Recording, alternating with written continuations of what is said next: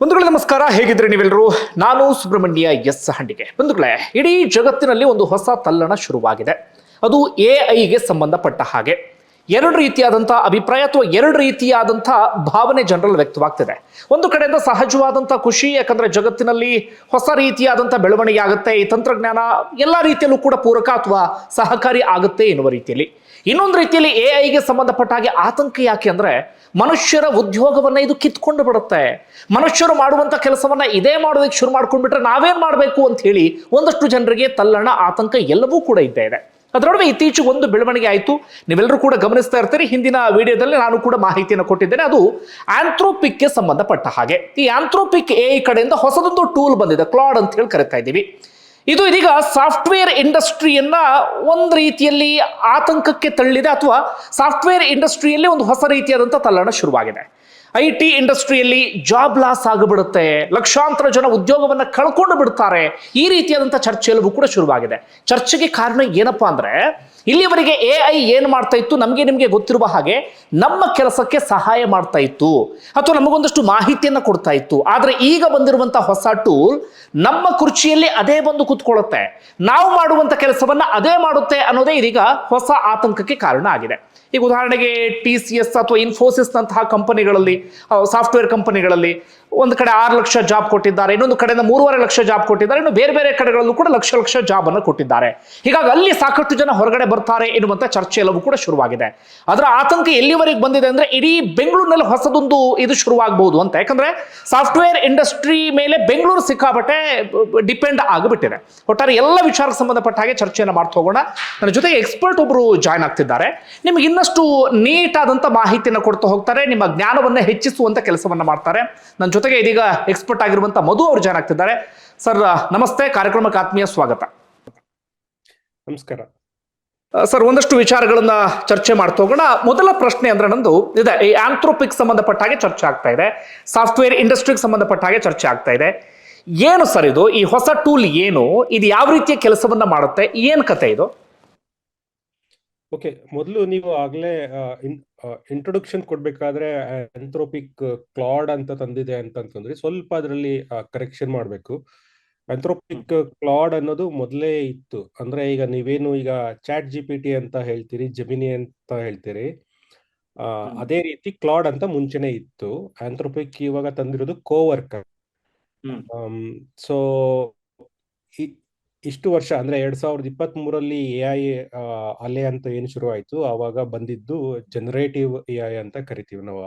ಆಗ ಬಂದಿದ್ದನ್ನ ಈಗ ಬರ್ತಿರೋದನ್ನ ನಾವು ಏಜೆಂಟಿಕ್ AI ಅಂತ ಕರಿತೀವಿ. ಅಥವಾ ಜನರೇಟಿವ್ AI ಮತ್ತೆ ಏಜೆಂಟಿಕ್ AIಗೆ ಸರಳವಾಗಿ ವ್ಯತ್ಯಾಸ ಹೇಗೆ ಹೇಳ್ಬೋದು ಅಂತಂದ್ರೆ, ನಮ್ಮ ಜನಪದದಲ್ಲಿ ಒಂದು ಕತೆ ಇತ್ತು. ಒಬ್ಬ ಒಬ್ಬ ಆಳು ಇರ್ತಾನೆ. ಆಳು ರಾಜನ ಹತ್ರ ಹೋಗಿ ಕೇಳ್ತಾನೆ, ಮಹಾರಾಜ, ನಾನು ಮಂತ್ರಿ ಅಷ್ಟೇ ಕೆಲಸ ಮಾಡ್ತೀನಿ ಬೆಳಗ್ಗಿನ ಸಂಜೆವರೆಗೆ, ಆದ್ರೆ ಮಂತ್ರಿಗೆ ನೋಡಿದ್ರೆ ನೀವು ಅಷ್ಟೊಂದು ಸಂಬಳ ಕೊಡ್ತೀರಾ, ನನಗೆ ಮಾತ್ರ ಇಷ್ಟು ಸಂಬಳ ಕೊಡ್ತೀರಾ, ಯಾಕೆ ಅಂತ ಒಂದು ಪ್ರಶ್ನೆ ಕೇಳ್ತಾನೆ. ಅವಾಗ ರಾಜ ಏನ್ ಮಾಡ್ತಾನೆ, ಅವನ ಆಳನ್ನ ಕರೆದ್ಬಿಟ್ಟು ಒಂದು ಕೆಲಸ ಕೊಡ್ತಾನೆ ಅವನಿಗೆ. ಅಲ್ಲಿ ಈ ನಮ್ಮ ಈ ರಾಜಧಾನಿ ಹೊರಗಡೆ ಯಾರೋ ಬಂದಿದ್ದಾರೆ, ಹೋಗಿ ನೋಡ್ಕೊಂಬ ಅವ್ರು ಯಾರು ಅಂತ ಕೇಳ್ತಾನೆ. ಸೊ ಇವನು ಆಳು ಹೋಗ್ತಾನೆ, ಹೋಗ್ಬಿಟ್ಟು ನೋಡ್ಕೊಂಡು, ಮಹಾರಾಜ ಅವರು ವ್ಯಾಪಾರಿಗಳು ಅಂತ ಬಂದು ಹೇಳ್ತಾನೆ. ಸರಿ, ಅವ್ರು ಏನ್ ತಂದಿದ್ದಾರೆ ಅಂತ ಕೇಳ್ಕೊಂಡು ಇವನು ಮತ್ತೆ ಹೋಗ್ತಾನೆ, ಅವರು ಮೋಸ್ಟ್ಲಿ ದಾಳಿಂಬೆ ಏನೋ ಮಾರಕ್ಕೆ ತಂದಿದ್ದಾರೆ ಅಂತ ಹೇಳ್ತಾನೆ. ಸರಿ, ಅವರು ಎಷ್ಟು ದಿವಸ ಇಲ್ಲಿ ಉಳ್ಕೋತಾರೆ ಅಂತ ಅವ್ನು ಮತ್ತೆ ಹೋಗ್ತಾನೆ, ಅವರು ಎಷ್ಟು ದಿವಸ ಉಳ್ಕೋತಾರೆ, ಯಾವ ದೇಶದಿಂದ ಬಂದಿದ್ದಾರೆ, ಓಕೆ, ಮತ್ತೆ ಹೋಗ್ತಾನೆ, ಯಾವ ದೇಶ, ಈ ರೀತಿ ಪ್ರತಿಯೊಂದಕ್ಕೂ ಹೋಗಿ ರಾಜ ಕೇಳ್ತಿದ್ದಾಗೆಲ್ಲ ಹೋಗಿ ಕೇಳ್ಕೊಂಡ್ಬಂದು ಉತ್ತರ ಹೇಳ್ತಿರ್ತಾನೆ. ಸರಿಯಾದ ಉತ್ತರನೇ ಹೇಳ್ತಿರ್ತಾರೆ. ಸರಿ, ಆಮೇಲೆ ಅವನು ಮಂತ್ರಿ ಕರೀತಾನೆ. ಮಂತ್ರಿ ಕರೆದಾಗ ಅವನಿಗೆ ಅದೇ ಹೇಳ್ತಾನೆ, ಹೊರಗಡೆ ಯಾರು ಬಂದಿದ್ದಾರಂತೆ, ಹೋಗಿ ತಿಳ್ಕೊಂಬ, ಅದೇನು ಏನ್ ಕತೆ ತಿಳ್ಕೊಂಬ ಅಂತ. ಮಂತ್ರಿ ಹೋಗಿ ಮತ್ತೆ ಬರ್ತಾನೆ. ಬಂದು ಅವನು ಹೇಳ್ತಾನೆ, ಅದೇ ಈಗ ಅವರು ಹಂಗೆ ಇಂತಿಂಥ ದೇಶದಿಂದ ಇದ್ದಾರೆ, ವ್ಯಾಪಾರಿಗಳಂತೆ, ದಾಳಿಂಬೆ ಮಾರಕ್ಕೆ ಬಂದಿದ್ರಂತೆ, ಬಟ್ ಅವರು ನೋಡಿದ್ರೆ ನಂಗೆ ವ್ಯಾಪಾರಿಗಳು ಅನ್ಸಲ್ಲ, ವ್ಯಾಪಾರಿ ವೇಷದಲ್ಲಿ ಬಂದಿರೋ ಗೂಢಾಚಾರಿಗಳಿದ್ದಂಗಿದ್ದಾರೆ, ಆದ್ರಿಂದ ಅವ್ರಿಗೆ ನಮ್ಮ ಸೈನಿಕರಿಗೆ ಹೇಳಿ ಅವ್ರನ್ನ ಜೈಲಲ್ಲಿ ಕೂಡಿಸಿದೀನಿ ಅಂತ ಹೇಳ್ತಾರೆ. ಸೊ ಈ ಆಳು ಜನರೇಟಿವ್ AI ಅನ್ಕೊಂಡ್ರೆ, ಈ ಮಂತ್ರಿನ ನಾವು ಏಜೆಂಟಿಕ್ AI ಅಂತ ಅನ್ಕೋಬಹುದು. ಅಂದ್ರೆ ಜನರೇಟಿವ್ AI ಒಂದು ಪ್ರಶ್ನೆಗೆ ಒಂದು ಉತ್ತರ. ನಾವು ಏನು ಕೇಳ್ತೀವೋ ಅದನ್ನಷ್ಟೇ ಮಾಡುತ್ತೆ. ಏಜೆಂಟಿಕ್ AI ಏನಂತಂದ್ರೆ ಇಂಟೆಂಟ್, ಅಂದ್ರೆ ನಮ್ಗೆ ಏನು ಕೆಲಸ ಬೇಕೋ ಆ ಕೆಲಸ ಮಾಡುತ್ತೆ ನಮ್ಮ ಪರವಾಗಿ. ಆ, ನಾವು ಒಂದು ಇಂಟೆಂಟ್ ಹೇಳ್ತೀವಿ, ಆ ಇಂಟೆಂಟ್ ತಿಳ್ಕೊಂಡು ಅದು ಹೋಗಿ ಆ ಒಟ್ಟಾರೆ ಕೆಲಸವನ್ನ ಹಲವು ನಮ್ಮ ಪರವಾಗಿ ಡಿಸಿಷನ್ ತಗೊಂಡು ಒಟ್ಟಾರೆ ಕೆಲಸವನ್ನ ಮಾಡಿ ಬಂದು ಕೊನೆಗೆ ರಿಸಲ್ಟ್ ಒಪ್ಪಿಸುತ್ತೆ. ಇದು ಏಜೆಂಟಿಕ್ AI ಅಂತ ಹೇಳ್ತೀವಿ. ಹಿನ್ನೆಲೆ ಜನರೇಟಿವ್ AI ಇರೋದು, ಆದ್ರೆ ಹಲವು ಉಪಕರಣಗಳನ್ನ ಒಟ್ಟುಗೂಡಿಸಿ ಅದನ್ನ ಏಜೆಂಟಿಕ್ AI ಅಂತ ಮಾಡಿರ್ತಾರೆ. ಇದು ಏನಂತಾರೆ, ಇದನ್ನ ಏಜೆಂಟಿಕ್ AI ಅಂತಾರೆ. ಇದನ್ನ ಮುಂಚೆ ಸಾಫ್ಟ್ವೇರ್ ಡೆವಲಪರ್ಗಳಿಗೆ ಕೋಡ್ ಜನರೇಟ್ ಮಾಡಕ್ಕೆ ಏಜೆಂಟಿಕ್ AI ತಂದಿದ್ರು. ಹೋದ ವರ್ಷ ಎಲ್ಲ ಆಲ್ರೆಡಿ ಬಳಕೆಯಲ್ಲಿ ಶುರುವಾಗಿತ್ತು. ಇವಾಗ ಅದನ್ನ ಆಂಥ್ರೋಪಿಕ್ ಅವರು ಕೋವರ್ಕ್ ಅಂತ ತಂದು ನಮ್ಮ ಡೆಸ್ಕ್ಟಾಪ್ಗಳಲ್ಲಿ ತಾನಾಗೆ ಕೈ ಆಡಿಸುವ, ತಾನಾಗೆ ಫೋಲ್ಡರ್ ಅರೇಂಜ್ ಮಾಡುವ, ತಾನಾಗೆ ಫೈಲ್ಗಳನ್ನೆಲ್ಲ ಎಡಿಟ್ ಮಾಡುವ, ಈ ರೀತಿಯಾಗಿ ಪ್ಲಗಿನ್ಗಳನ್ನ ರಿಲೀಸ್ ಮಾಡಿ ಜನಗಳಿಗೆ ಹೀಗೂ ಮಾಡಬಹುದಾ, AI ಇಷ್ಟೆಲ್ಲ ಮಾಡುತ್ತಾ ಅನ್ನುವ ಹಾಗೆ ಮಾಡಿ ಇಷ್ಟೆಲ್ಲ ಚರ್ಚೆಗೆ ಗ್ರಾಸ ಆಗಿ. ಓಕೆ, ನಾನೀಗ ಪರ್ಟಿಕ್ಯುಲರ್ ಐ ಟಿ ಕಂಪನಿಗಳ ವಿಚಾರಕ್ಕೆ ಬರ್ತೀನಿ. ನಮ್ಮಲ್ಲಿರುವಂಥ IT ಕಂಪನಿಗಳ ಕೆಲಸದ ರೀತಿ ಹೇಗಿತ್ತು, ಈಗ ಕೋವರ್ಕ್ ಅಂತ ಏನು ಕರಿತಾ ಇದ್ದೀವಿ, ಇದು ಬಂದ ನಂತರ ಇದು ಏನು ಮಾಡುತ್ತೆ ಅಂತ, ಅಂದರೆ ಮುಂಚೆ ಏನು ಮಾಡ್ತಾ ಇದ್ರು, ಇದು ಯಾವ ರೀತಿ ಬದಲಾವಣೆಯನ್ನು ತರುತ್ತೆ, ಇದು ಎಂಪ್ಲಾಯೀಸ್ ಮೇಲೆ ಹೇಗೆ ಎಫೆಕ್ಟ್ ಆಗುತ್ತೆ ಅಂತ.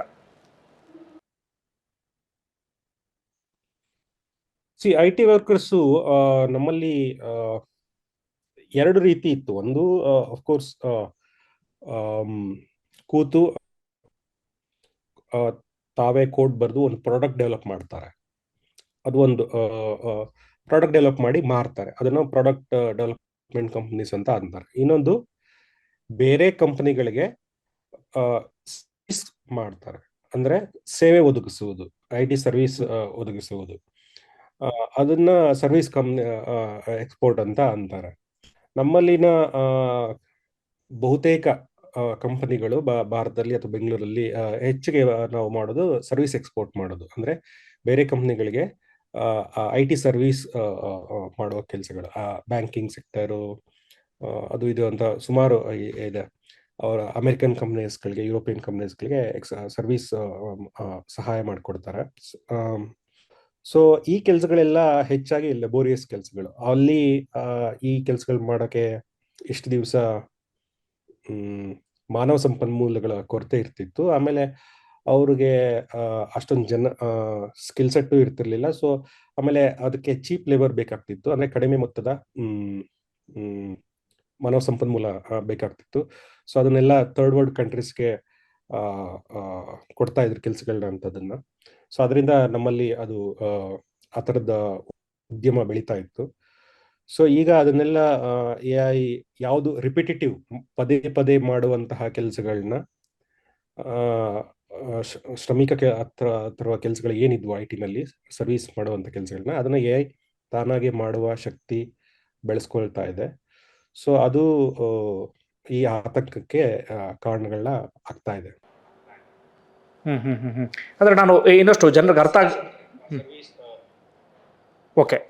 ಜನರಿಗೆ ಅರ್ಥ ಆಗಲಿ ಅನ್ನೋ ಕಾರಣಕ್ಕೆ ಕೇಳ್ತಿದ್ದೀನಿ. ಅಂದ್ರೆ ಈಗ 100 ಜನ ಒಂದು ಕಡೆ ಕೆಲಸ ಮಾಡ್ತಾ ಇದ್ರು, ಇಂತಿಷ್ಟು ಗಂಟೆ ಕೆಲಸ ಅಂತ ಆದ್ರೆ, ಈ AI ಕಾರಣಕ್ಕಾಗಿ ಆ ಜನರ ಸಂಖ್ಯೆ ಎಷ್ಟು ಕಡಿಮೆ ಆಗುತ್ತೆ, ಗಂಟೆ ಸಂಖ್ಯೆ ಎಷ್ಟು ಕಡಿಮೆ ಆಗುತ್ತೆ, ಇದು ಯಾವ ರೀತಿಯಾಗಿ ಅಂತ ಅಂದ್ರೆ ಜನರಿಗೆ ಅರ್ಥ ಆಗಲಿ ಅನ್ನೋ ಕಾರಣಕ್ಕೆ ಇದನ್ನು ಕೇಳ್ತಾ ಇದ್ದೀನಿ.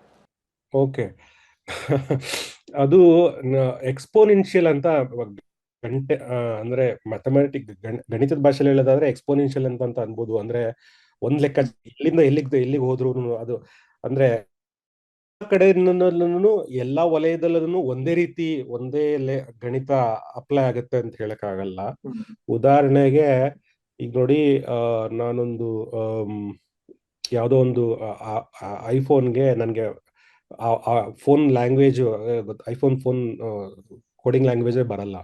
ಅಂಥದ್ರಲ್ಲಿ ನಾನು ಸಾಮಾನ್ಯ ಐಫೋನ್ ಲ್ಯಾಂಗ್ವೇಜ್ ಬರೋನು ಕೂಡ ಒಂದು 6-7 ತಿಂಗಳು ತಗೊಳ್ಳೋ ಶ್ರಮ, ಕನ್ನಡ ಕೀಬೋರ್ಡ್ನ ನಾನು ಒಂದು 2 ದಿವಸದಲ್ಲಿ ಕೂತ್ಕೊಂಡು ಮಾಡಿದೆ AI ಬಂದಿದ್ರಿಂದ. ಅಂದ್ರೆ 6 ತಿಂಗಳದನ್ನ 2 ದಿನದಲ್ಲಿ ಮಾಡುವ ಎಷ್ಟಾಯ್ತು, ಎಕ್ಸ್ಪೋನೆನ್ಷಿಯಲ್ ಆಯ್ತು ಅದು. ಸೊ ಅಂದ್ರೆ ಅದನ್ನ ಹಾಗಿರ್ಬೇಕಾದ್ರೆ ಈಗ ಆಮೇಲೆ ನಮ್ದು IBM ಅಲ್ಲಿ ಬಾಬ್ ಅಂತ ಮಾಡ್ತಿದ್ದಾರೆ, ಎಂಟರ್ಪ್ರೈಸ್ ಲೆವೆಲ್ ಅಂದ್ರೆ ಉದ್ದಿಮೆ ಮಟ್ಟದಲ್ಲಿ ಅವರು ಬಾಬ್ ಅಂತ ಏಜೆಂಟಿಕ್ AI ಕೋಡಿಂಗ್ ಮಾಡ್ತಿದ್ದಾರೆ. ಸೊ ಅದು ಕೂಡ ಹಾಗೆ ಒಂದು 5-6 ಜನ ತಂಡದ ಒಂದು 6 ತಿಂಗಳು ಮಾಡುವ ಕೆಲಸವನ್ನ ಅದು ಕೂಡ ಒಂದು 2 ದಿವಸದಲ್ಲಿ ಮಾಡುವ ಶಕ್ತಿ ಹೊಂದಿದೆ. ಸೊ ಅದು ಎಷ್ಟು ಮಟ್ಟಿಗೆ 6 ಜನನ ಕೆಲಸನ ಒಬ್ಬನಿಗೆ ಇಳಿಸಿ ಅದು 2 ದಿವಸಕ್ಕೆ ಅಥವಾ 2 ಗಂಟೆಗೆ ಇಳಿಸುವ ಶಕ್ತಿ ಹೊಂದಿದೆ ಅಂತ ಎಷ್ಟು ಕಡಿಮೆ ಆಯ್ತು ಲೆಕ್ಕ ಹಾಕಿ. ಸೊ ಹೀಗೆ, ಬಟ್ ಅದು ಎಲ್ಲ ವಲಯಕ್ಕೂ ಇದೇ ಲೆಕ್ಕಾಚಾರ ಹಾಕಕ್ಕಾಗಲ್ಲ. ಸೊ ಡಿಪೆಂಡ್ಸ್, ಅದು ಎಲ್ಲೆಲ್ಲಿಗೆ ಅಪ್ಲೈ ಆಗುತ್ತೆ ಅದು ಹೇಳಕ್ಕಾಗಲ್ಲ. ಅಂದ್ರೆ ಹೇಳಕ್ಕಂದ್ರೆ ಬಟ್ ಮೆಜಾರಿಟಿ ಅಪ್ಲೈ ಆಗುತ್ತೆ. IT ನಲ್ಲಿ ಮೆಜಾರಿಟಿ ಎಲ್ಲೆಲ್ಲಿ ರಿಪಿಟೇಟಿವ್ ಕೆಲಸ ನಾನು ಹೇಳಿದ್ನಲ್ಲ, ಅದನ್ನ ಒಂದು ಜನರಿಕ್ ಆಗಿ ಹೇಳ್ಬೋದು ನಾವು. ಎಲ್ಲೆಲ್ಲಿ ಪದೇ ಪದೇ ದಿನವಿಡೀ ಅಂದ್ರೆ ಪ್ರತಿದಿನ ಅದೇ ಕೆಲಸ ಮಾಡ್ತಿರ್ತೀವಿ ನಾವು, ಅದನ್ನ ಆಟೋಮೇಶನ್ ಅಂತ ಅಂತೀವಿ. ಅದನ್ನ ಆಟೋಮೇಟ್ ಏನೇನ್ ಮಾಡಕ್ಕಾಗೋದು ಅದು ಎಲ್ಲನೂ ಮಾಡೋಕ್ ಸಾಧ್ಯ ಇದೆ. ಎಲ್ಲಿ ಇಂಥ ಕಡೆ ಮಾಡೋಕ್ ಸಾಧ್ಯ ಇಲ್ಲ ಅನ್ನಂಗೆ ಇಲ್ಲ ಅನ್ಸುತ್ತೆ. ಬಟ್ ಎಲ್ಲ ಕಡೆನೂ ಕೂಡ ಈಗ ಮುಂಚೆ ಮನುಷ್ಯ ಮನೆ ಕಟ್ತಾ ಇದ್ದ, JCB ಬಂತು ಆಯ್ತಾ. JCB ಎಷ್ಟು ಜನಗಳ ಕೆಲಸ ಮಾಡ್ಬೋದು, ಆಮೇಲೆ ಎಷ್ಟು 100 ಜನಗಳ ಕೆಲಸನ 1 ನಿಮಿಷದಲ್ಲಿ ಅಥವಾ ಒಂದ್ ನಿಮಿಷ ಅಂದ್ರೆ 1 ಗಂಟೆಲಿ ಮಾಡಕ್ ಬಿಡ್ಬೋದು ಅಲ್ವಾ. ಅಂತ ಮನೆ ಕಟ್ಟುತ್ತಾ ಅದು ಇಲ್ಲ. ಸೊ ಬಟ್ ಸ್ಟಿಲ್ ಯಾರೋ ಮನುಷ್ಯರು ಬೇಕಾಗತ್ತೆ, ಅಂದ್ರೆ ಕೆಲಸ ಸ್ಪೀಡ್ ಮಾಡುತ್ತೆ. ಸ್ಟಿಲ್ ಒಬ್ಬ ಹ್ಯೂಮನ್ ಇನ್ ದ ಲೂಪ್ ಬೇಕಾಗತ್ತೆ.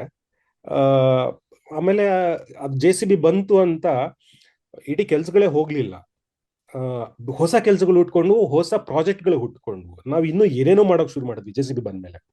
ಹಾಗೆ AI ಕೂಡ ಬಂದ್ಮೇಲೆ ನಾವು ಆ ಲೇಬರ್ ಕೆಲಸಗಳು ಬಿಟ್ಟು, ಗುಂಡಿ ತೊಡೋ ಕೆಲಸ ಬಿಟ್ಟು ಬೇರೆ ಏನೋ ಆರ್ಕಿಟೆಕ್ಟ್ ಕೆಲಸ ಮಾಡೋಕೆ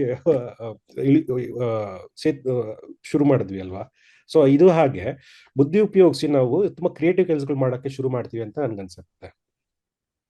ಸರ್, ನಿಮ್ಮ ಅಂದಾಜಿನ ಪ್ರಕಾರ ಅಥವಾ ನಿಮ್ಮ ವಿಶ್ಲೇಷಣೆ ಪ್ರಕಾರ ಫ್ಯೂಚರಲ್ಲಿ ಏನು ಬೇಕಾದ್ರೂ ಆಗ್ಬೋದು, ಹೊಸ ಜಾಬ್ ಕ್ರಿಯೇಷನ್ ಆಗ್ಬೋದು. AI ಬಂದಂಥ ಕಾರಣಕ್ಕಾಗಿ ಹೊಸ ಜಾಬ್ ಕ್ರಿಯೇಷನ್ ಆಗ್ಬೋದು, ಗೊತ್ತಿಲ್ಲ. ಆದರೆ ಈ ಕ್ಷಣಕ್ಕೆ ಏನಾಗುತ್ತೆ ಅಂತಂದ್ರೆ, ಈ ಕ್ಷಣದ ಆತಂಕ ಎಲ್ಲರಲ್ಲೂ ಕೂಡ ಇರೋದು. ಸಾರ್ವಜನಿಕ ವಲಯದಲ್ಲಿ ಇರುವಂಥ ಚರ್ಚೆ ಏನಪ್ಪ ಅಂದ್ರೆ, ಈಗ AI ಕೋವರ್ಕ್ ಬಂದಿರುವ ಕಾರಣಕ್ಕಾಗಿ ಒಬ್ಬ ಟೀಮ್ ಹೆಡ್ ರೀತಿಯಲ್ಲೋ ಅಥವಾ ಸೂಪರ್ವೈಸರ್ ರೀತಿಯಲ್ಲೋ ಅಥವಾ ಮ್ಯಾನೇಜರ್ ರೀತಿಯಲ್ಲೋ ಅಂಥವ್ರು ಮಾತ್ರ ಸಾಕಾಗ್ತಾರೆ. ಅವ್ರು ಕೈ ಕೆಳಗಡೆ ಕೆಲಸವನ್ನ ಮಾಡ್ತಾ ಇದ್ರಲ್ಲ, ಅವ್ರು ಯಾರ ಅವಶ್ಯಕತೆ ಇಲ್ಲ ಎನ್ನುವಂಥ ಪರಿಸ್ಥಿತಿ ನಿರ್ಮಾಣ ಆಗಿಬಿಡುತ್ತೆ ಅಂತ ನೀವು ಹೇಳ್ತಾ ಇದ್ರಿ. ಈಗ JCB ಬಂತು, ಆದ್ರೂ ಮನುಷ್ಯ ಬೇಕೇ ಬೇಕು, ಹೊಸ ರೀತಿಯಲ್ಲಿ ಮನುಷ್ಯ ಕ್ರಿಯೇಟಿವ್ ಆಗಿ ಯೋಚನೆ ಮಾಡೋಕೆ ಶುರು ಮಾಡ್ದ ಅಂತ. ಓಕೆ, AI ಬಂದ ಕಾರಣಕ್ಕಾಗಿ ಫ್ಯೂಚರ್ ಅಲ್ಲಿ ಒಂದಷ್ಟು ಜಾಬ್ ಕ್ರಿಯೇಷನ್ ಆಗ್ಬೋದು, ಹೊಸ ಆಲೋಚನೆಗಳೆಲ್ಲವೂ ಕೂಡ ಸೃಷ್ಟಿ ಆಗ್ಬೋದು. ಆದ್ರೆ ನಾನು ಕೇಳ್ತಾ ಇರೋದು, ಈ ಕ್ಷಣಕ್ಕೆ ಎಲ್ಲರಲ್ಲೂ ಕೂಡ ಆತಂಕ ಶುರುವಾಗಿರೋದು, ಈ ಕ್ಷಣಕ್ಕೆ ಏನು ಇಂಪ್ಯಾಕ್ಟ್ ಆಗ್ಬಿಡುತ್ತೆ?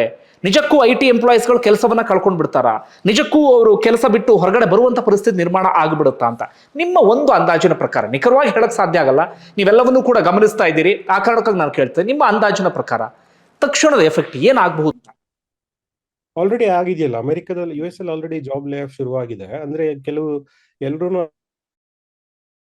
ನೋಡಿ, ಅದಕ್ಕೆ ನಾನು ಏನಾದ್ರು ಹೇಳಿದ್ರೆ ನಿನ್ಗೆ ಪ್ರೂಫ್ ಇದೆಯಾ ಅಂತ ಕೇಳ್ತಾರೆ ಹಾಗೆ. ಸೊ ಬೇರೇನೋ ಕಾರಣಗಳು ಕೊಟ್ಕೊಂಡು ಲೇ ಆಫ್ ಆಲ್ರೆಡಿ US ಅಲ್ಲಿ ಶುರುವಾಗಿದೆ. ಇಂಡಿಯಾದಲ್ಲಿನೂ ಒಂದ್ ಲೆಕ್ಕದಲ್ಲಿ ಆಲ್ರೆಡಿ ಶುರುವಾಗಿದೆ, ಅಥವಾ ಇಂಟೆಕ್ ಕಡಿಮೆ ಆಗಿದೆ. ಮುಂಚೆ ಅಷ್ಟು ಕ್ಯಾಂಪಸ್ ಸೆಲೆಕ್ಷನ್ ಹೈರಿಂಗ್ ಎಲ್ಲ ಅಷ್ಟು ಸ್ಪೀಡ್ ಇಲ್ಲ ಈಗ. ಮುಂಚೆ ಸಾವಿರ ಎತ್ಕೊಂಡು ಹೋಗೋರು, ಇವಾಗ ಅದಿಲ್ಲ, ಅದೀಗ 0 ಆಗಿದೆ ಅಥವಾ ಸ್ವಲ್ಪ ಕಡಿಮೆ ಆಗಿದೆ, ಏನೋ ಹಂಗಿದೆ. ಸೊ ಅದೆಲ್ಲ ಅದೆಲ್ಲ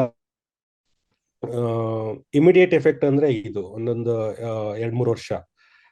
ಪ್ರಾಬ್ಲಮ್ ಏನಾಗುತ್ತೆ ಅಂತಂದ್ರೆ, ಅದೇ 100 ಜನ ಬೇಕಾಗಿದ್ದ ಕಡೆ ಮುಂದೆ ಈಗ ಏನ್ ಮಾಡ್ತಾ ಇದ್ದಲ್ಲ, ಖಂಡಿತ 100ಕ್ಕೆ 100ರಷ್ಟು ಸತ್ಯ. ಈ ಎಲ್ಲ ಕೆಲಸಗಳನ್ನ AI ಮಾಡುತ್ತೆ. ಆಟೋಮೇಶನ್ ಮಾಡುತ್ತೆ, ಇನ್ನು ಚೆನ್ನಾಗಿ ಮಾಡುತ್ತೆ, ಇನ್ನು ಸ್ಪೀಡ್ ಆಗಿ ಮಾಡುತ್ತೆ, ನಮ್ಗಿಂತ ಚೆನ್ನಾಗಿ ಎರರ್ ಫ್ರೀ ಆಗಿ ಮಾಡುತ್ತೆ. ಅತ್ಯುತ್ತಮ ಸಾಫ್ಟ್ವೇರ್ಗಳು ಈಗೇನ್ ನಾವು ಮಾಡ್ತಿರೋದು ಎಲ್ಲ ತುಂಬಾ ಒಂಥರ ಬಗ್ಗಿರೋ ಸಾಫ್ಟ್ವೇರ್ಗಳೇ ಮಾಡ್ತಾ ಇದೀವಿ, ಯಾಕಂದ್ರೆ ಮನುಷ್ಯನ ಮಿತಿಯಿಂದ ಮಾಡ್ತಾ ಇದ್ದೀವಿ.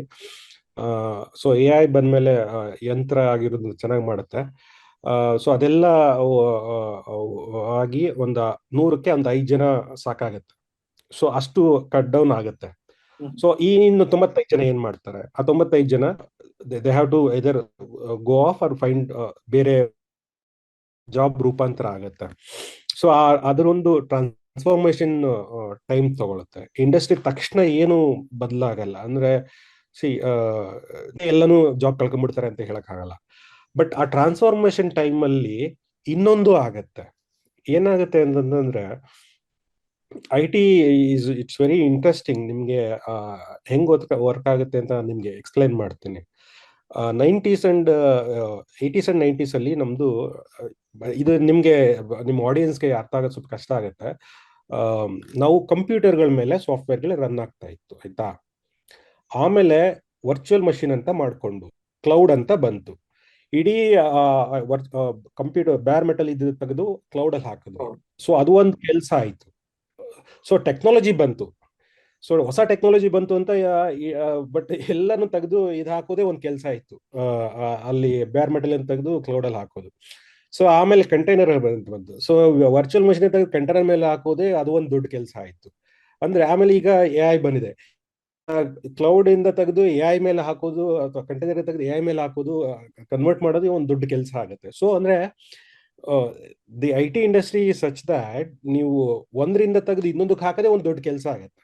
ಸೊ ಟ್ರಾನ್ಸ್ಫಾರ್ಮೇಶನ್ ಎನಿಥಿಂಗ್ ಒಂದ್ ರೀತಿ ಇರೋದ್ರಿಂದ ಇನ್ನೊಂದು ರೀತಿಗೆ ಟ್ರಾನ್ಸ್ಫಾರ್ಮ್ ಅಂದ್ರೆ ಅಡ್ವಾನ್ಸ್ ಮಾಡೋದೇ ಒಂದು it it self becomes A job ಅಂತ ನಾನು ಹೇಳ್ತಾ ಇರೋದು. ಸೊ ಇಡೀ ಪ್ರಪಂಚವನ್ನ ನಾವು ಡಿಜಿಟೈಸ್ ಮಾಡ್ತಾ ಮಾಡ್ತಾ ಇವಾಗ ನೆಕ್ಸ್ಟ್ ನಾವು ಸ್ಮಾರ್ಟ್ ಮಾಡಿದ್ವಿ. ಇಷ್ಟು ಕಳೆದ 20 ವರ್ಷದಲ್ಲಿ ಡಿಜಿಟೈಸ್ ಮಾಡಿದ್ವಿ, ಆಮೇಲೆ ಸ್ಮಾರ್ಟ್ ಮಾಡಿದ್ವಿ, ನೆಕ್ಸ್ಟ್ AI ಮಾಡ್ತೀವಿ ಅಲ್ವಾ. AI ಮಾಡೋದನ್ನೇ ಒಂದು ಕೆಲಸ ಆಗತ್ತೆ. ಅಂಡ್ ಇಟ್ ರಿಕ್ವೈರ್ಸ್ ಪೀಪಲ್, ಆಯ್ತಾ. ಮಷಿನ್ ಮಾಡುತ್ತೆ, ಬಟ್ ಆ ಮಷಿನ್ಗಳಿಗೆ ಕೈ ಕೆಲಸ ಮಾಡ್ಸೋಕೆ ಜನ ಬೇಕಾಗುತ್ತೆ ಅಂಡ್ ಸ್ಕಿಲ್ಸ್ ಬೇಕಾಗುತ್ತೆ.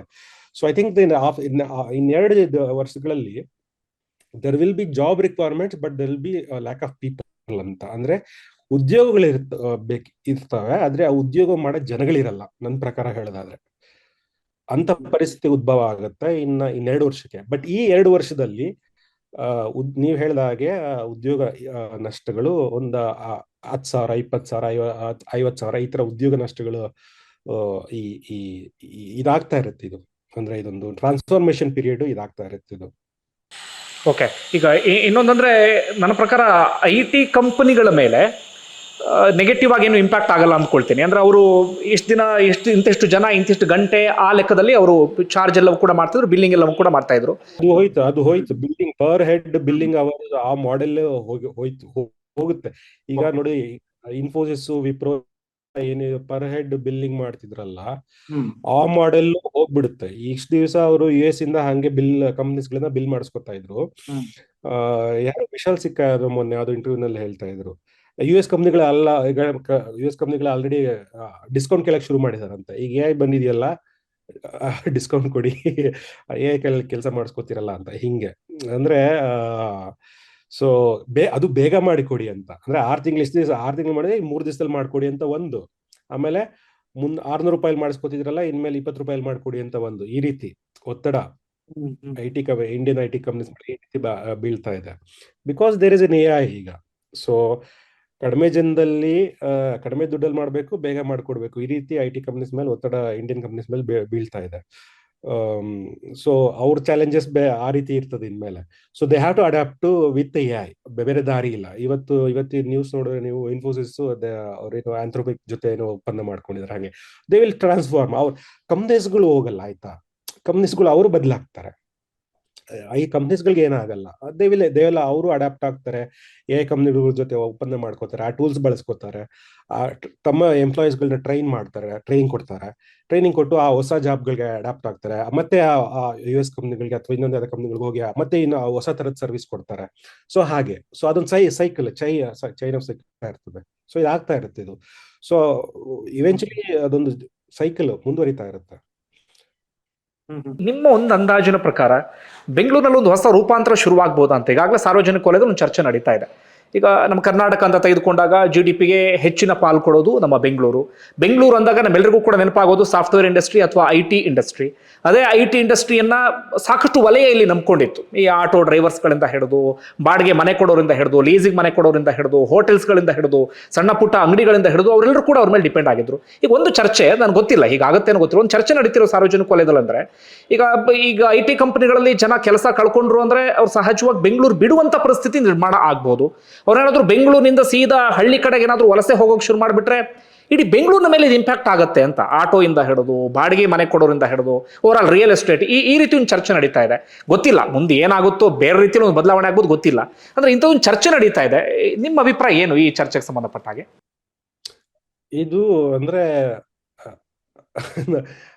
ನೋಡಿ, ಇದಕ್ಕೆ ಏನಾದ್ರು ನಾನು ಹೇಳಿದ್ರೆ ಒಂಥರ ಭವಿಷ್ಯ ನುಡಿದ ಜ್ಯೋತಿಷಿ ಭವಿಷ್ಯ ನುಡಿಯ ಜ್ಯೋತಿಷಿ ತರ ಆಗತ್ತೆ. ಏನಾಗ್ಬೋದು, ಉದ್ಯೋಗಗಳು ಅಫ್ಕೋರ್ಸ್ ನಾನು ಮತ್ತೆ ಮತ್ತೆ ಅದೇ ಹೇಳ್ತಾ ಇದ್ದೀವಿ, ಮುಂದಿನ 1 ವರ್ಷ 2 ವರ್ಷಗಳಲ್ಲಿ ಒಂದಷ್ಟು ಜನ ಸ್ವಲ್ಪ ಡಿಸ್ಪ್ಲೇಸ್ ಆಗ್ಬೋದು, ಆಯ್ತಾ. ಆ ಡಿಸ್ಪ್ಲೇಸ್ ಆದ್ಮೇಲೆ ಅಫ್ಕೋರ್ಸ್ ಹೌಸಿಂಗ್, ಅಪಾರ್ಟ್ಮೆಂಟ್ ಇದೆಲ್ಲ ಇಂಪ್ಯಾಕ್ಟ್ ಆಗೇ ಆಗತ್ತೆ. ರೆಂಟ್ ಬಿದ್ದೋಗುತ್ತೆ, ಫ್ಲಾಟ್ ಪರ್ಚೇಸಿಂಗ್ ಇದೆಲ್ಲ ಬಿದ್ದೋಗುತ್ತೆ, ಅದೆಲ್ಲ ಆಗ್ಬೋದು ಅಥವಾ ಅವ್ರದೇ ಆದ ರೀತಿ ಇರುತ್ತೆ, ಹೋಲ್ಡ್ ಮಾಡ್ಕೊಳ್ಳೋ ರೀತಿ ಇರುತ್ತೆ ಮಾರ್ಕೆಟ್ನ. ಅವ್ರು ಅದನ್ನು ಟ್ರಿಕ್ಗಳು ಬಳಸಿ ಹೋಲ್ಡ್ ಮಾಡ್ಕೊಂಡು ಇಟ್ಕೋಬಹುದು. 1-2 ವರ್ಷ ತಡ್ಕೊಂಡ್ರೆ, ಈಗ ಕೊರೋನಾ ಟೈಮಲ್ಲಿ ಬಂತ ಏನು 2 ವರ್ಷ ತಡ್ಕೊಂಡಿದ್ರು, ಆಮೇಲೆ ರೆಂಟ್ ಏನಾಯ್ತು ಗೊತ್ತಾಯ್ತಲ್ಲ ನಿಮ್ಗೆ. ರೆಂಟ್ 3 ಟೈಮ್ ಜಾಸ್ತಿ ಆಯ್ತು. 60 ಮುಂಚೆ, ಕೊರೋನಾ ಮುಂಚೆ 20,000 ಇದ್ದಿದ್ದು ಆಮೇಲೆ 60,000 ಆಯ್ತು. ಆ ಕೊರೋನಾ ಬಂದಿರ್ಲಿಲ್ಲ ಅಂದ್ರೆ 60,000 ಆಗ್ತಿರ್ಲಿಲ್ಲ. 20,000 ಇದ್ದಿದ್ದು ಅಂದ್ರೆ 30,000 40,000 ಆಗ್ತಿತ್ತು ಅಲ್ವಾ. ಸೊ ಆ ರೀತಿ their own way of balancing things. ಅದೇ ಈಗ ಓಕೆ, ಕಂಟಿನ್ಯೂ ಮಾಡಿ ಹೇಳ್ತಾ ಇದ್ರಿ. ಹಂಗೆ ಇದು ಏನ್ ಹೇಳ್ತಾ ಇದ್ದೆ, ಸೊ ಡಿಸ್ಪ್ಲೇಸ್ಮೆಂಟ್ ಆಗ್ಬೋದು ಸ್ವಲ್ಪ ಕಾಲ. ಫ್ಯೂಚರ್ ಏನಂತ ಹೇಳ್ತೀನಿ ಕೇಳಿ. ಅಂದ್ರೆ ನಾನು ಹೋಪ್ಫುಲ್ ಇರೋದು ಹೀಗೆ, ದರ್ ವಿಲ್ ಬಿ ಎನಾರ್ಮಲ್ ಬೆಂಗಳೂರು ಅಂತ ಹೇಳ್ತಿದ್ರಲ್ಲ, ಬೆಂಗಳೂರು ಈ ಒಂಥರ ಸ್ಟಾರ್ಟ್ಅಪ್ ಹಬ್. ನೀವು ಸ್ವಲ್ಪ ತಮಾಷೆಗೆ ಹೇಳ್ಬೇಕು ಅಂದ್ರೆ, ನೀವು ಹೋಗಿ ಯಾವ್ದಾದ್ರು ಈ ಸಣ್ಣ ಸಣ್ಣ ರೂಮ್ಗಳು, ಬಾಡಿಗೆ ಮನೆಗಳು, ಚಿಕ್ಕ ಪುಟ್ಟ ಮುಂಚೆ ನಾವೆಲ್ಲ ಬ್ಯಾಚುಲರ್ ಹುಡುಗರಾಗಿದ್ದಾಗ ಒಂದೊಂದು ರೂಮಲ್ಲಿ 10 ಜನ ಮಂದಿಗಳ ತರ ಇದ್ವಲ್ಲ, ಆ ರೀತಿ ಇರೋ ರೂಮ್ಗಳಲ್ಲಿ ಇವತ್ತು ಹೋಗಿ ನೋಡಿದ್ರೆ ಅವು ಆಕ್ಚುಲಿ ಸ್ಟಾರ್ಟ್ಅಪ್ ಹಬ್ಗಳಿದಾವೆ. ಒಬ್ಬೊಬ್ರು ಒಂದೊಂದು ಹುಡುಗ ಲ್ಯಾಪ್ಟಾಪ್ ಇಟ್ಕೊಂಡು ಕೂತು ಏನೇನೋ ಮಾಡ್ತಾ ಇದ್ದಾರೆ. ಆ ರೀತಿ ಸ್ಟಾರ್ಟ್ಅಪ್ ಕಲ್ಚರ್ ಇದೆ ಬೆಂಗಳೂರಲ್ಲಿ. ಪೀಪಲ್ ಅಂದ್ರೆ ಹುಡುಗರುಗಳು ಆ ರೀತಿ, ಹುಡುಗರು ಅಂದ್ರೆ ಹುಡುಗಿರುಗಳು ಎಲ್ಲ ಸೇರಿ ನಾನು ಹೇಳ್ತಾ ಇರೋದು, ಜೆಂಡರ್ ಇದು ಬೇಡ ಇದು. ಸೊ ಆ ಮಟ್ಟಿಗೆ ಎಕೋಸಿಸ್ಟಮ್ ಇದೆ, ಸ್ಟಾರ್ಟ್ಅಪ್ ಎಕೋಸಿಸ್ಟಮ್ ಇದೆ ಇಲ್ಲಿ. ಇಲ್ಲ ಆಂಥ್ರೋಪಿಕ್ ಇಲ್ಲಿ ಬಂದಿದೆ, ಆಫೀಸ್ ಅವರು ಓಪನ್ ಮಾಡಿದ್ದಾರೆ, ಓಪನ್ ಎ ಆಫೀಸ್ ಓಪನ್ ಮಾಡಿದ್ದಾರೆ. Every one is opening. ಏನೇನು AI ಕಂಪ್ನೀಸ್ ಇದಾವೆ, ಮೇಜರ್ AI ಕಂಪ್ನೀಸ್ ಎಲ್ಲರೂ ಅವರವರು ಆಫೀಸ್ಗಳು ಇಲ್ಲಿ ಬೆಂಗಳೂರಲ್ಲಿ ಓಪನ್ ಮಾಡ್ತಿದ್ದಾರೆ. ಸೊ ಯಾಕೆ ಮಾಡ್ತಿದ್ದಾರೆ? Because this is the centre, epicentre ಸ್ಟಾರ್ಟ್ಅಪ್ಗಳಿಗೆ, ಐಡಿಯಾಸ್ಗಳಿಗೆ. ಅವರೆಲ್ಲ ಏನು ಈ ದೊಡ್ಡ AI ಕಂಪ್ನೀಸ್ಗಳೇನು, they will not do any, they are not going to, ಅವ್ರೇನು ನಿಮ್ಗೆ ಪ್ರಾಡಕ್ಟ್ಗಳು ಮಾಡ್ಕೊಡಲ್ಲ, ಆಯ್ತಾ. ಈಗ ಉದಾಹರಣೆಗೆ ಏನಾದ್ರೂ ಒಂದು ಆವಿಷ್ಕಾರ ಆದ್ಮೇಲೆ ಅದರಿಂದ ಅದೊಂದು ಆವಿಷ್ಕಾರ ಅಷ್ಟೇ, ಅದರಿಂದ ಏನಾದ್ರೂ ಅಪ್ಲಿಕೇಶನ್ ತರಬೇಕು ಅಂದ್ರೆ ಬೇರೆ ಯಾರು ಬೇಕು, ಅದಕ್ಕೆ ಬೇರೆ ಎಕೋಸಿಸ್ಟಮ್ ಬೇಕು, ಆಯ್ತಾ. ಒಂದು ಏನಂತಾರೆ, ಈಗ ನ್ಯೂಕ್ಲಿಯರ್ ಫಿಷನ್ ಅಂತ ಕಂಡಿಡಿದ್ರೆ ಅದರಿಂದ ಅದೊಬ್ಬ ಸೈಂಟಿಸ್ಟ್ ಅಷ್ಟೇ ಕಂಡಿಡಿತಾನೆ. ಅದರಿಂದ ಇದನ್ನ ಎಲೆಕ್ಟ್ರಿಸಿಟಿ ತರೋಕೆ ಇನ್ನೊಬ್ಬ ಯಾರೋ ಬರ್ಬೇಕು, ಒಂದು ಎಕೋಸಿಸ್ಟಮ್ ಬರ್ಬೇಕು. ಹಂಗೆ ಈಗ LLMಗಳನ್ನೆಲ್ಲ ಇವ್ರು ಮಾಡಿಡ್ತಾರೆ, ಡೇಟಾ ಸೆಂಟರ್ ಕಟ್ಟಿಡ್ತಾರೆ. ಅವರು ಒಂಥರ ದೊಡ್ಡ ಅಂಗಡಿ ತೆಗ್ದಿಟ್ಟು ಕಾಯ್ತಿರ್ತಾರೆ.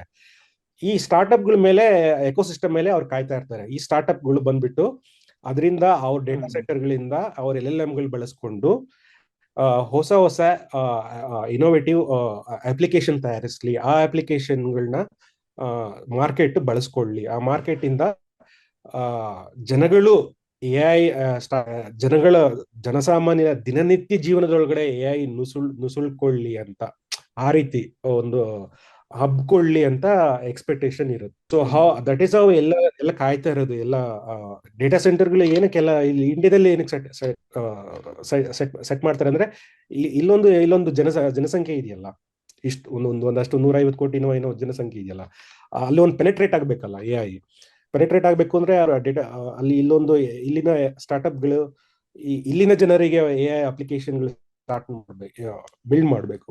ಸೊ ಹಂಗಿದೆ, ಎಲ್ಲರೂ ಕಾಯ್ತಾ ಇದ್ದಾರೆ. ನೆಕ್ಸ್ಟ್ ಒಂದು 2-3 ವರ್ಷದಲ್ಲಿ ಇದೆಲ್ಲ ಆಗುತ್ತೆ. ಓಕೆ, ಇನ್ನೊಂದು ಪ್ರಶ್ನೆ. ಈಗ ಮುಂಚೆ ಮಕ್ಳಿಗೆ ಏನು ಮಾಡಿಸ್ತೀರಿ ಅಂದರೆ ಇಂಜಿನಿಯರಿಂಗ್ ಅಂತ ಎಲ್ಲರೂ ಹೇಳ್ತಾ ಇದ್ರು. ಯಾವ ರೀತಿ ಡಿಮ್ಯಾಂಡ್ ಇತ್ತು ನಮ್ಮೆಲ್ಲರಿಗೂ ಕೂಡ ಗೊತ್ತಿರುವಂಥ ವಿಚಾರ. ಈಗ ಇಂಜಿನಿಯರಿಂಗ್ ಮಾಡ್ತಿರೋರಿಗೆ ಒಂದು ಸಣ್ಣ ತಲ್ಲಣ ಅಥವಾ ಆತಂಕ. ನಾನೆಲ್ಲೋ ಓದ್ತಾ ಇದ್ದೆ, ಯಾರೋ ಒಂದಷ್ಟು ಜನ ಸ್ಟೂಡೆಂಟ್ಸ್ ಎಲ್ಲರೂ ಮಾತಾಡಿದರು, ನಾವು ನಮ್ಮ ಕೋರ್ಸನ್ನು ಮುಗಿಸ್ಕೊಂಡು ಔಟ್ಪುಟ್ ಆಗೋ ಸಂದರ್ಭದಲ್ಲಿ ಅಥವಾ ಹೊರಗಡೆ ಬರೋ ಸಂದರ್ಭದಲ್ಲಿ ಏನೇನು ಬದಲಾಗಿರುತ್ತೋ, ನಮ್ಮ ಇದಕ್ಕೆ ಡಿಮ್ಯಾಂಡ್ ಇರುತ್ತೋ ಇಲ್ವೋ, ಅಥವಾ ಎಲ್ಲವನ್ನು ಕಿತ್ಕೊಂಡಿರುತ್ತೋ ಏನು ಅಂತೇಳಿ ಏನು ಹೇಳ್ತೀರ ಅದಕ್ಕೆ ಸಂಬಂಧಪಟ್ಟಾಗ? ಅಂದರೆ ನೀವಾಗಲೇ ಹೇಳ್ತಾ ಇದ್ರಿ ಮುಂದೆ ಹೊಸ ರೀತಿ ಜಾಬ್ ಕ್ರಿಯೇಷನ್ ಆಗ್ಬೋದು, ಹೊಸ ಬದಲಾವಣೆ ಆಗ್ಬೋದು ಅಂತೇಳಿ. ಇನ್ನೊಂದನ್ನು ಆ್ಯಡ್ ಆನ್ ಮಾಡ್ತೀನಿ ನಾನು. ಅಂದರೆ ಈಗ ಸಾಂಪ್ರದಾಯಿಕವಾದಂಥ ಒಂದು ಎಜುಕೇಷನ್ ಏನಿತ್ತು, ಅಥವಾ ಸಾಂಪ್ರದಾಯಿಕವಾದಂಥ ಇಂಜಿನಿಯರಿಂಗ್ ಅಂತ ಏನು ಕರಿತಿದ್ವಿ, ಅದನ್ನ ಮೀರಿ ಸ್ಕಿಲ್ ಅನಿವಾರ್ಯ ಅನ್ನೋ ಪರಿಸ್ಥಿತಿ ಬಂದ್ಬಿಡುತ್ತಾ? ಏನು ಹೇಳ್ತೀರಿ ಅಂತ ಈಗ ಇಂಜಿನಿಯರಿಂಗ್ ಮಾಡ್ತಿರುವಂಥವರಿಗೆ, ಅಥವಾ ಇನ್ನೇನು ಔಟ್ಪುಟ್ ಆಗಬೇಕು ಅಂತ ಇರುವಂಥವರಿಗೆ? ಸೊ ಅದು ತುಂಬಾ ಪಾಪ, ಅಂದ್ರೆ ಪಾಪ ಏನಕ್ಕೆ ಅಂತಂದ್ರೆ ಅವ್ರಿಗೆ ಅವ್ರ ಪಾಪನೂ ಅನ್ನಂಗಿಲ್ಲ ಆಕ್ಚುಲಿ. ದೇರ್ ಇನ್ನೂ ಚೆನ್ನಾಗಿ ಅಂತ ಅನ್ಬೋದು ಅವ್ರಿಗೆ.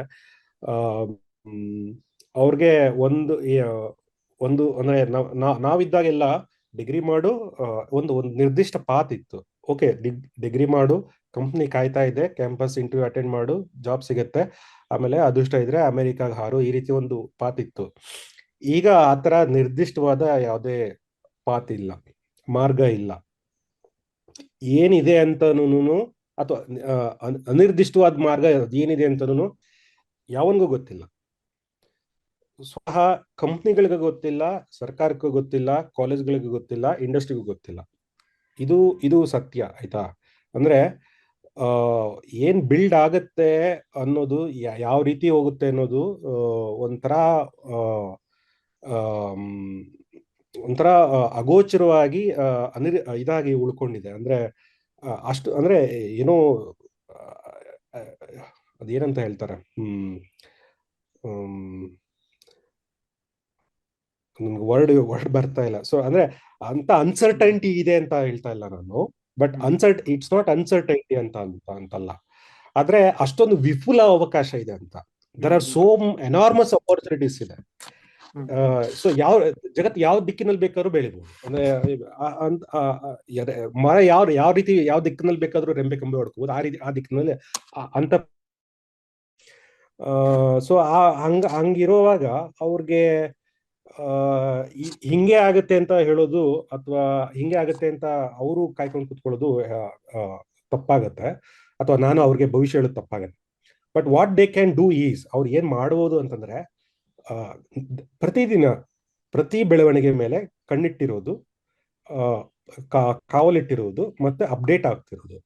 ಎರಡು, ಹೊಸದನ್ನ ಕಲಿತಾ ಇರೋದು, ಕಲಿಬೇಕು. ಹೊಸದನ್ನ ಕಲಿತಾ ಇರೋದು ಅಂದ್ರೆ ಕಲಿಯೋಕೆ ಸಾಕಷ್ಟು ಅವಕಾಶ ಇದೆ. ನಮ್ಮ ಟೈಮಲ್ಲಿ ಪುಸ್ತಕಗಳು ಬಿಟ್ರೆ ಅವಕಾಶ ಇರಲಿಲ್ಲ. ಇಂಟರ್ನೆಟ್ ಅಲ್ಲಿ ಇಷ್ಟೊಂದು ಮಾಹಿತಿ ಇರ್ಲಿಲ್ಲ ಅಂತ ಅನ್ಕೊಂತೀನಿ, ಅಥವಾ ನಮ್ಗೆ ದಾರಿ ಮಾರ್ಗ ತೋರೋರು ಇರ್ಲಿಲ್ಲ.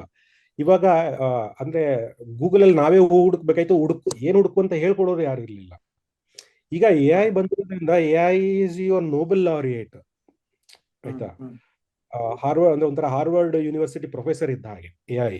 ಸೊ ನಿಮ್ ಕೈಯಲ್ಲಿ ಅಂಗಡಿಯಲ್ಲಿ ನಿಮ್ಗೆ ಹಾರ್ವರ್ಡ್ ಯೂನಿವರ್ಸಿಟಿ ಪ್ರೊಫೆಸರ್ ಇದ್ದಾರೆ,